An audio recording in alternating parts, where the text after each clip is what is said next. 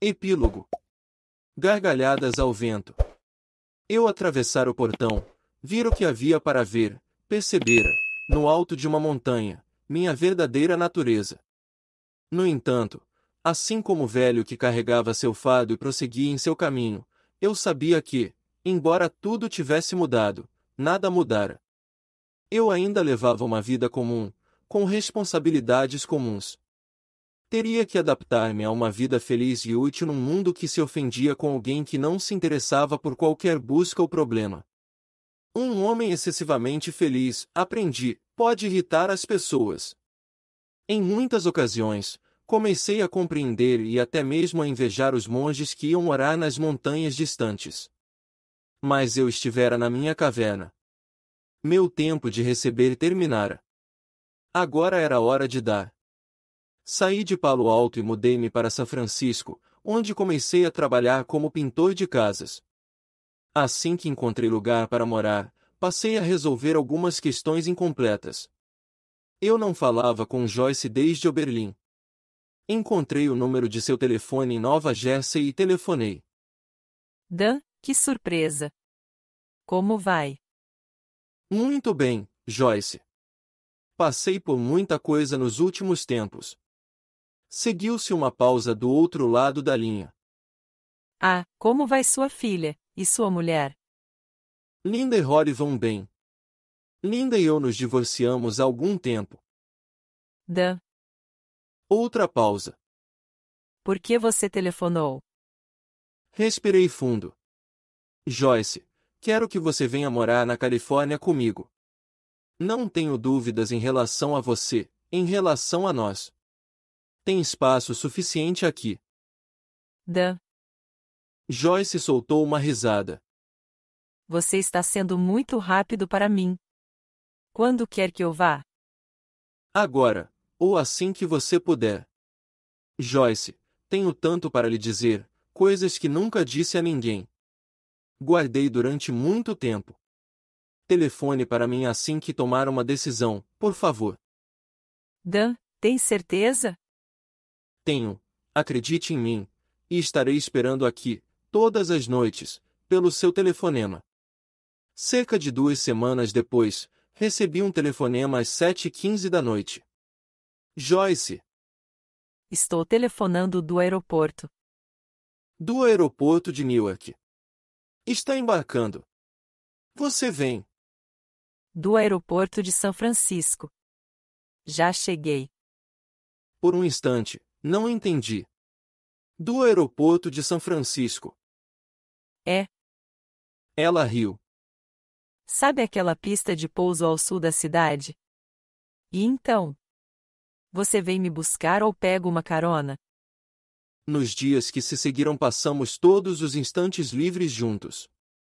Deixei o trabalho de pintor e comecei a dar aulas numa pequena academia de ginástica em São Francisco. Contei-lhe a minha vida, como está escrito aqui, e tudo sobre Sócrates. Ela ouviu atentamente.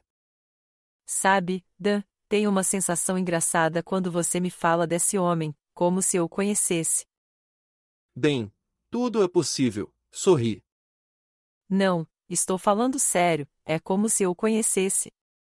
Nunca lhe contei antes, Dani, mas saí de casa pouco antes de começar o segundo grau. Bem, respondi, isto não é comum, mas não é nada estranho. O estranho é que entre a saída de casa e a vinda para Oberlin, esses anos são um branco completo na minha memória. E não é só isso. Em Oberlin, antes de você chegar, lembro-me de ter tido sonhos muito estranhos com alguém como você, e um homem de cabelos brancos. E meus pais, Dani. Seus olhos grandes e luminosos arregalaram-se e encheram-se de lágrimas. Meus pais sempre me chamavam pelo meu apelido. Segurei-a pelos ombros e olhei-a nos olhos. No momento seguinte, como um choque elétrico, abriu-se um espaço em nossas memórias. O meu apelido era Joy. Casamo-nos na presença dos amigos, nas montanhas da Califórnia. Daria qualquer coisa para compartilhar esse momento com o homem que iniciara tudo isso, para nós dois. Então me lembrei do cartão que ele me dera, o cartão que eu deveria usar se realmente precisasse dele. Achei que era o momento. Escapuli por um instante e atravessei a estrada, até um pequeno monte de terra que dava para o bosque e as colinas. Havia um jardim com um único olmo, quase oculto pelas parreiras. Abri a carteira e encontrei o cartão entre outros papéis. Estava meio amassado, mas ainda brilhava. Guerreiro, Associados. Sócrates, proprietário. Especialista em paradoxos. Humor em mudança. Apenas emergências. Segurei-o com as duas mãos e disse baixinho: Muito bem, Sócrates, seu velho mago. Faça a sua parte. Venha visitar-nos, Sóque. Esperei e tentei de novo. Nada aconteceu.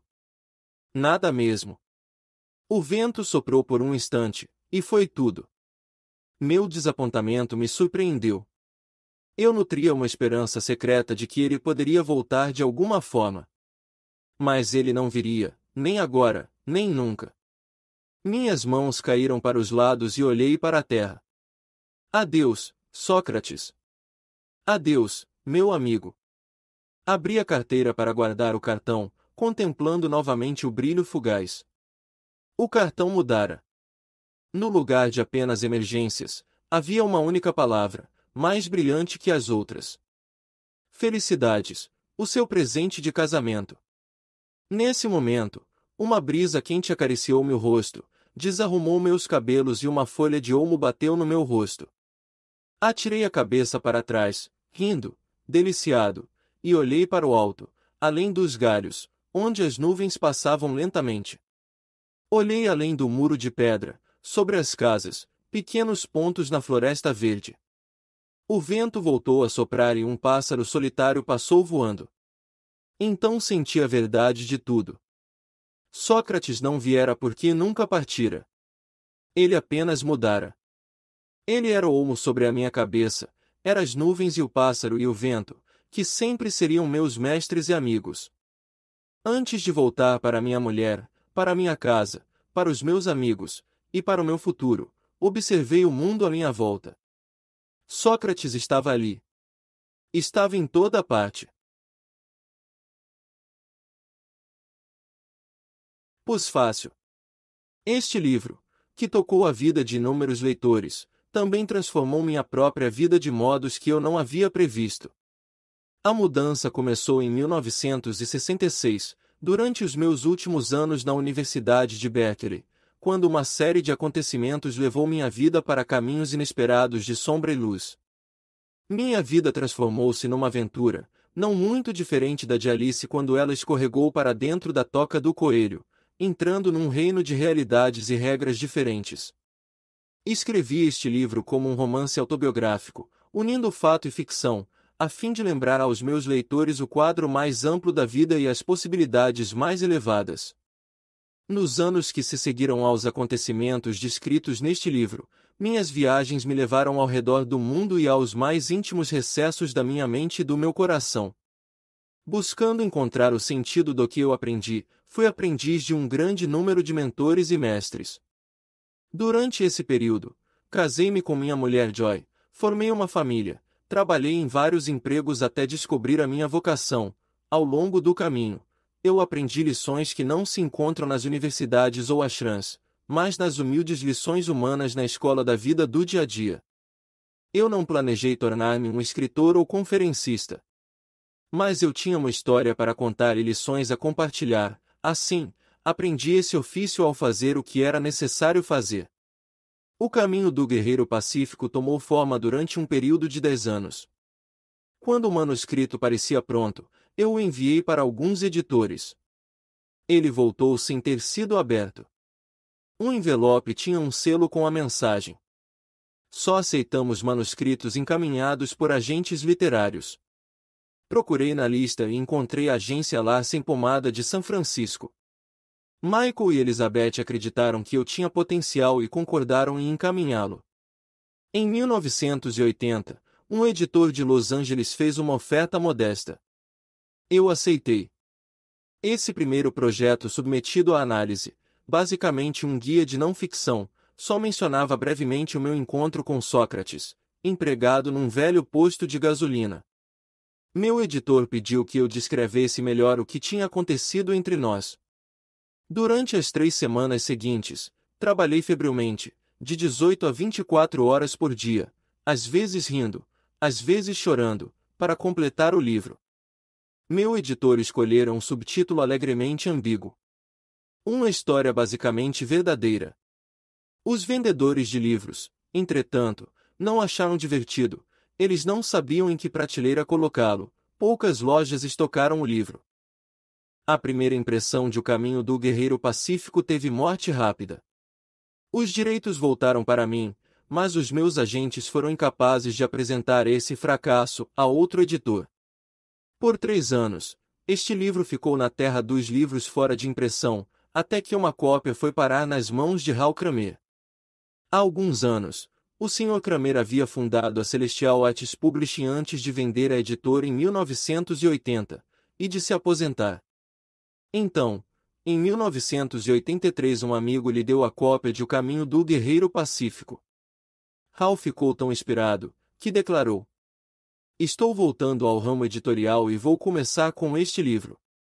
Hal, então com 70 anos de idade, explicou que não tinha provisão promocional, nem equipe, nem escritório. Tudo o que podia me oferecer era um adiantamento de $100 de royalties e sua fé neste livro. Nós apertamos as mãos, eu assinei um contrato e minhas aventuras no ramo editorial começaram de novo. Mostrei a Hal o surpreendente número de testemunhos que recebi. As mesmas frases se repetiam. Senti como se você estivesse escrevendo sobre a minha vida interior. Parece que este livro foi escrito para mim. O seu livro chegou às minhas mãos na hora certa. Porém, a frase mais frequente era: "Este livro mudou a minha vida." Com base nesta resposta ao livro original, Hal disse que deveríamos usar o subtítulo, "Um livro que modifica vidas." Assim fizemos e O Caminho do Guerreiro Pacífico renasceu das cinzas para uma nova vida. Mas como Francis Bacon disse certa vez, subimos a grandes alturas por uma escada sinuosa.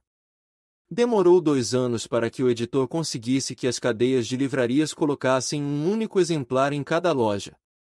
Então aconteceu algo mágico, algo chamado propaganda boca a boca. Desde 1980 recebi cartas de milhares de pessoas. Uma mulher contou que seu marido, que sofria de depressão e não saía mais da cama, que não tinha emprego e estava bebendo demais, recebeu O Caminho do Guerreiro Pacífico de um membro da família. Ele leu o livro, levantou-se, vestiu-se, saiu, arranjou um emprego, parou de beber e começou a tomar aulas de artes marciais. Uma jovem mãe que encontrei, em todos os lugares, num posto de gasolina no Havaí me contou: "Se eu não tivesse lido seu livro, eu estaria morta e este bebê não teria nascido." Embora a maioria dos comentários, histórias e testemunhos sejam bem menos dramáticos do que esses, eles não são menos estimulantes, e eles me inspiraram a continuar escrevendo e dando palestras.